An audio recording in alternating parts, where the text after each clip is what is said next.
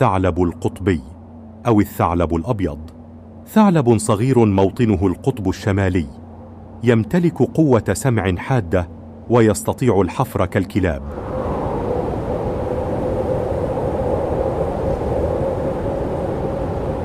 يعتبر الثعلب القطبي من الحيوانات النادرة القادرة على التكيف للعيش في البيئات الباردة والاحتفاظ بقدرتها على العيش في المناطق الحارة مع تغير لون فرائها باختلاف تغير فصول الصيف والشتاء.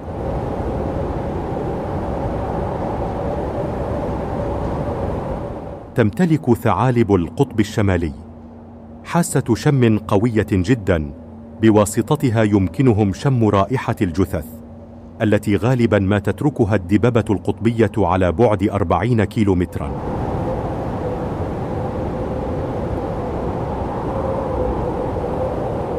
يفترس الثعلب القطبي الحيوانات الصغيرة بما في ذلك القوارض وفئران الحقل والأسماك، كما تأكل الجيف أيضا والتوت والأعشاب البحرية.